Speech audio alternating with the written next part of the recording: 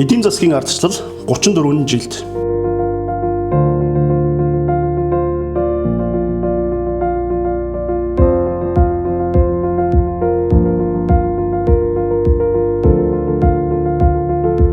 (1990) оны ардчилсан хувьсгалаас өмнөх Монгол улс нь өрхийн хэрэглээний цөөн тооны малыг эс тооцвол хувийн хөвшил бараг байхгүй. Эдийн засгийн 95% төрийн өмч давмгайлсан төвлөрсөн төлөвлөгөөт тогтолцоотой байлаа. Улс төрийн хувьд төдийгүй эдийн засгийн хувьд зөвлөлт холбоот улсаас бүрэн хамааралтай байсан бөгөөд 1989 оны байдлаар нийт экспортын 73%, импортын 82%-ийг тус улс дангаар ажиллаж байжээ. Төвлөрсөн төлөвлөгөөт тогтолцоо нь эдийн засгийн альва өөрчлөлтөд богино хугацаанд дасан зохицох, хөрвөх чадваргүй, бүтээмж бага, хувийн хүсэл зориг өрсөлдөөн байхгүйгээс үйлдвэрлэгчдийн өрсөлдөх чадвар сул, үр ашиггүй, инновац хосрогдмол зэрэг олон сул далуудтай байлаа. Тиймдээж хөгжлийн үр дүнгээрээ чөлөөт зах зээлийн эдийн засгтаа улс орнуудаас хоцорч явсаар 1990 он гэхэд социалист систем бүрэн задарч, олон улс орнд төвлөрсөн төлөвлөгөөт эдийн засгаас зах зээлийн эдийн засаг шилжих шаардлага тулгарсан юм. Үүнтэй зэрэгцэн улс төрийн ардчилсан үзэл санааны хөдөлгөөн өрнөсөн бөгөөд Монгол улс ч энэхүү хос шилжилтийг өөрийн замаар туулах болов.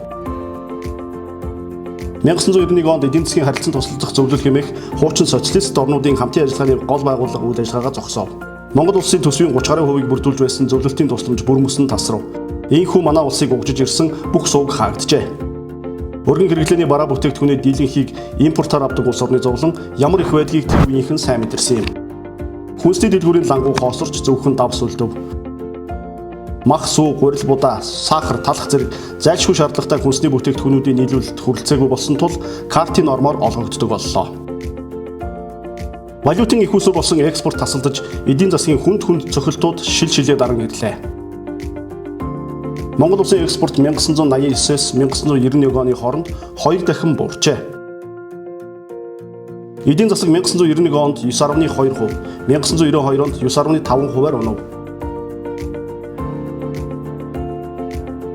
Захиргааны аргаар төрөөс хүчээр тогтоодог байсан бараа үйлчилгээний үнийг чөлөөлсөний дараа гиперинфляц үүсч, өргөн хэрэглээний үн оргил үедээ жилд 3 дахин өсч байлаа. Татаасгүй болсон улсын үйлдвэрүүд шил шилээ даран хаагдаж, олон мянган ажилчид хормхон зур ажилгүй болов. Нийгэмд архиталт хавтгаарч тараншааны гэгддэг тэнэмэл ядуу хүүхдүүд олшров. Шинжлэл. Эдгээр хүндрэлтэй он жилүүдийг даван гарч цаашдын өсөлтийн үндсийг тавьсан шинжлэл өөрчлөлтүүдийг 1990-92 оны хамтарсан засгийн газар, 1996-аас 2000 оны ардчилсан холбоо эвслийн засгийн газрууд хэрэгжүүлсэн байдаг. Төвлөрсөн төлөвлөгөөт эдийн засгаас зах зээлийн эдийн засаг руу шилжих 2 загвар байдаг гэж үздэг. Эхнийх нь gradualism буюу аажмаар шилжих арга юм. Энэ арга нь эдийн засгийн өөрчлөлт шинжлэлийг огцон биш, үе шаттайгаар хэрэгжүүлдэг онцлогтой. Бүгд найрамд Хятад ард улс, Вьетнам зэрэг улсууд энэ загварыг амжилттай хэрэгжүүлсэн орны тоонд багтдаг. Харин шок терапи буюу цочор эмчилгээ гэх нөгөө нэг загвар нь социалист гэгдэж байсан улс орнууд зах зээлийн харилцаанд хурдан шилжихэд тохирох хувилбар гэж 1990 оны үед Дэлхийн банк, олон улсын валютын сан болон Америкийн нэгдсэн улсын зарим эдийн засагчид зөвлөсөн байдаг. Дэлхийн 2 дугаар дайны дараах үеийн баруун Германы эдийн засгийн огцом сэргэлтийг энэ загварын ач тус гэж үздэг. Уг арга нь макро эдийн засгийг тогтворжуулахын тулд эдийн засаг болон гадаадын хөрөнгө оруулалтыг нээлттэй болгох, гадаад худалдааг хөнгөвчлөх, инфляцийг бага түвшинд барих, төрийн өмчийг хөвчлөх, төрийн оролцоог багасгах, татварын шинжилэл явуулах зэрэг цогц асуудлыг маш богино хугацаанд шийдвэрлэх зорилготой. Энэхүү загварыг 1990 онд хамгийн үр дүнтэй ашиглаж чадсан орны жишээнд Польш улс тооцогддог. Монгол улсад өрнөсөн өөрчлөлт шинжилэлт ч энэ хандлагыг баримтлсан бөгөөд баггүй шүүмжлэл дагуулдаг хэдий ч богино хугацаанд буюу 3 жилийн дараа гэхэд уналтыг бүрэн зогсоож, улмаар зах зээлийн эдийн засагтай хөгжиж буй орн болох эхлэлийг тавьж чадсан байдаг. Үн ба худалдааг чөлөөлсөн. Монголд эдийн засгийн шинжилтийг хэрэгжүүлэхдээ юуны өмнө төрөөс зохицуулж байсан үнийг дийлэнхийг нь чөлөөлж, залгуулад мал аж ахуй болон худалдаа үйлчлэгээний салбарыг дараа нь улсын үйлдвэрийн газруудыг хөгжүүлснээр зах зээлийн чөлөөт харилцааны үндсийг тавьжээ. 20 дугаар тогтоол буюу 1991 оны 1-р сарын 15-нд засгийн газраас гаргасан эдийн засгийг зах зээлийн харилцаанд шилжүүлэх зарим арга хэмжээний тухай тогтоолоор мөнгөний масштабыг өөрчилж, цалин хөлс, тэтгэвэр болон хүн амд улсаас үзүүлдэг бусад мөнгөн орлогыг 2 дахин нэмэгдүүлж, бүх нэр төрлийн барааны жижиглэн худалдаалах үн тарифыг энэ хэмжээгээр нэмэх буюу өсөлтийн дээд хязгаарыг тогтоожээ. Мөн иргэдэд гадаад паспорт олгож, хил дамнасан 8. Өмнө нь дамын 8-ыг хэгдэж байсан, 20-той байсан үүргийн худалдааг нээлттэй болгосноор бараа бүтээгдэхүүнүүдийн нийлүүлэлт богино хугацаанд тогтворчиж, инфляц буурчээ. Өмч хөвчлөл. Улсын эзэмшлийн үйлдвэр аж ахуй нэгжийг хувьд шилжүүлэх үндсэн 3 аргыг олон улсад ашиглаж иржээ. Үүнд хувьцаанд суурилсан буюу компани хувьцааг үн цаасны зах зээл дээр зарж борлуулах, Үйлдвэрийг бүхэлдэн буюу хэсэгчлэн стратегийн хөрөнгө оруулагчдад дуудлага худалдаа болон бусад арга хэрэгслээр худалдах. Хөрөнгө оруулалтын эрхийн бичгээр дамжуулан үйлдвэрийн газрыг иргэдэд үнэгүй эсвэл хамгийн доод үнээр худалдаах гэсэн 3 хэлбэр байдаг. Хөрөнгөний зах зээл төлөвшөж хөгжөөгүй. Улс төрийн болон зах зээлийн тогтворгүй байдал ихтэй. Гадаадын хөрөнгө оруулалт гэх зүйлгүй байсан шилжилтийн ихэнх үед улсын үйлдвэрүүдийн газруудыг эрхийн бичгээр дамжуулан үн төлбөргүй хувьчилж, иргэдийг гарааны өмчтөй болгох, улмаар хөрөнгөний зах зээлийг үүсгэх аргыг Монголд сонгосон байдаг. Гэвч иргэдийн санхүүгийн мэдлэг хомс, тэнцвэргүй мэдээлэлтэй, жижиг хувьцаа эзэмшигчийн эрхийг хамгаалах тогтолцоо бий болоогүй байсан зэргээс иргэдийн дийлэнх олонх нь хувьцааны эрхийн бичгээ өмч болгон ашиглаж чадаагүй. Цөөн хүн хоцсон алдаа гарчээ. Хожим 2000-ад онд өрнөсөн өмч хувьчлалын дараагийн үе шатанд төрийн өмчт компаниг дуудлага худалдааны аргаар хувьчлах аргыг ашигласан байдаг. 1992-оос 95 оны хооронд тухайн үеийн дүнгээр 16 тэрбум төгрөгийн үнэлгээтэй 446 үйлдвэр аж ахуйн газрыг хувьчилжээ. 1996 онд сууц хувьчлалын тухай хуулийг гаргаснаар 84584 орон сууцыг үн төлбөргүйгээр хувьчилж, мөн тооны иргэд үл хөдлөх хөрөнгөтэй болжээ. Харин орон нутгийн иргэдэд нэгдлийн малыг хувьчлах ажил 1991 оны 100 хийгдсэн байдаг. Банк санхүүгийн залбарын шинжилэл. 1991 онд Төв банк болон Арилжааны банк гэсэн хоёр шаталтай тогтолцоонд шилжиж, Монгол банк төрийн мөнгөний бодлогыг хэрэгжүүлэгч, мөн банкны салбарын зохицуулагч статустай болов. 1996 он гэхэд 13 Арилжааны банк байгуулагдсан байлаа. Гэвч Арилжааны банкуудын активын 80-аас дээш хувь нь төрийн болон төрийн өмчийн оролцоотой хуулийн этгээдэд ноогдож байснаас улс төрийн болон захиргааны оролцоо их, эрх мэдэл албан тушаалаа оруулан ашиглах явдал их байв. Мөн түүнчлэн шин тутам байгуулагдсан Арилжааны банкуудын чадвах сул, эдийн засаг хямралтай байсан зэргээс маш олон банк дампуурч улсын төсөвт их хэмжээний дарамт үүсгэн санхүүгийн зах зээлийг тогтворгүй болгож байлаа. 1996-аас 2000 онд банкны тухай хуулийг шинчилж, олон улсын валютын сан, Азийн хөгжлийн банк, Америк нэгдсэн улсын олон улсын хөгжлийн агентлаг зэрэг байгууллагуудтай хамтран бүтцийн өөрчлөлтийн хөтөлбөр хэрэгжүүлснээр банкны салбар эрүүлжих үндэс бүрджээ. Бусад шинжилэл. Төрийн өмчийн хөгжлийг хөрөнгө оруулалтын эрхийн бичгээр дамжуулан хэрэгжүүлэх ажилдаа зэрэгцсэн Монголын хөрөнгийн бирж, брокер дилерийн 29 компани байгуулагдаж 1992 онд анхны арилжаагаа хийв. Хөрөнгийн зах зээлийн хөгжил энэхүү зохиомол арилжаанаас хойш өөрийн замаар алдаж онон урагшилсаар ирэв. Сүүлийн жилүүдэд хөрөнгийн зах зээл хөгжиж, эрчимжин, зах зээлийн үнэлгээ дотоодын нэр бүтээгдэхүүн эзлэх харьцаа 20 орчим хувьд хүрсэн боловч олон улсын дунджаас бага хэвээр байна. Мөн шинжилгээний эхний он жилүүдэд бизнесийн харилцааны гол үндэс болсон компани тухай, иргэний тухай хуулиудыг боловсруулан баталж, олон шинэ ойлголт харилцааг нэвтрүүлсэний дараа гадаадын хөрөнгө оруулалт, хөгжлийн тусламж, хамтын ажиллагааг өргөнөөр татах нээлттэй либерал бодлогыг хэрэгжүүлсэн юм а.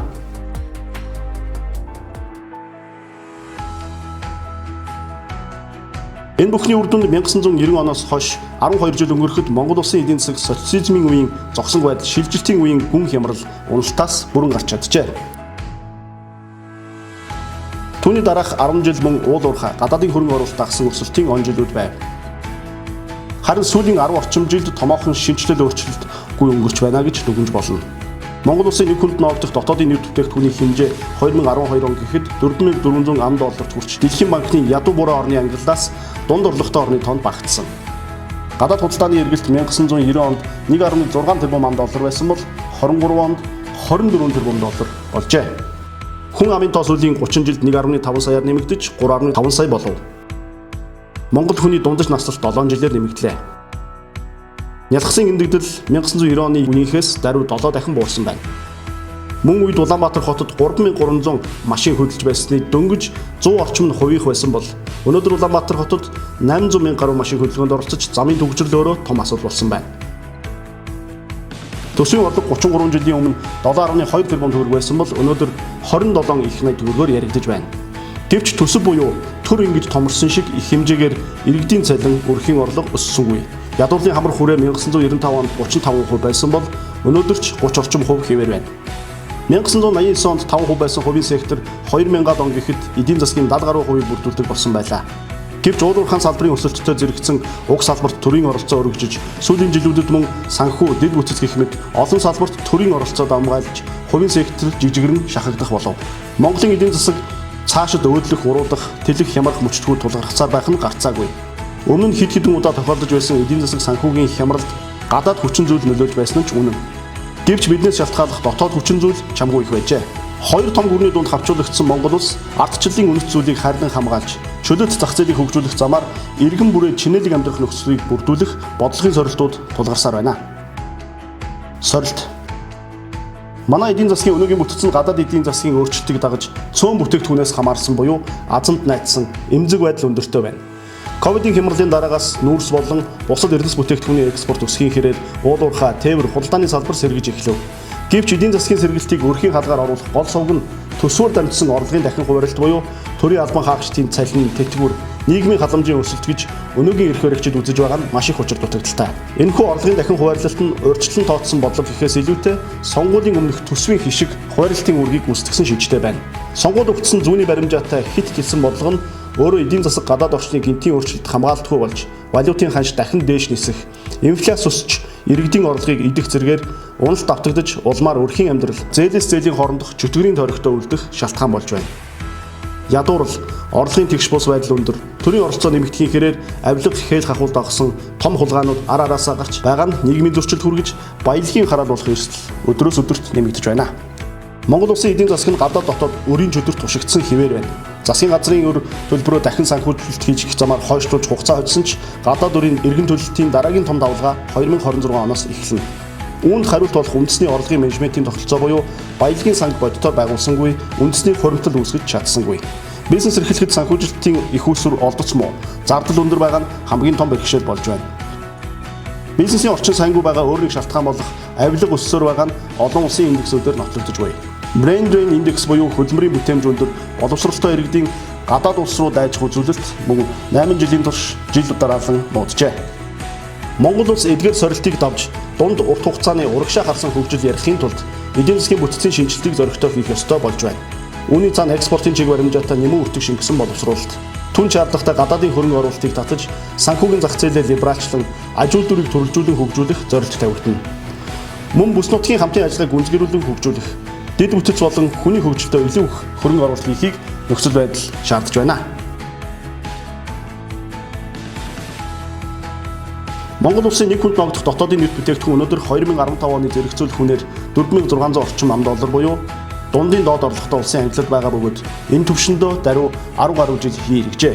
Энэхүү дундаж орлогын хавхандаа үүр дүлдэх эрсдлээс зайлсхийж, ядуурлыг бууруулан дундаж давхаргаа хүчээр хөгжүүлэхийн тулд макро санхүүгийн тогтвортой байдлыг хангах, эдийн засгийг төрөлжүүлэх, нийгмийн давхар бүрт өсөлтийг хүргэх, хүмүүн капитал, дэд бүтцэд хөрөнгө оруулах, боловсрол, эрүүл мэндийн үйлчилгээ, хөрөнгө оруулалтын орчныг сайжруулах зэрэг олон зорилт тавигдаж байна.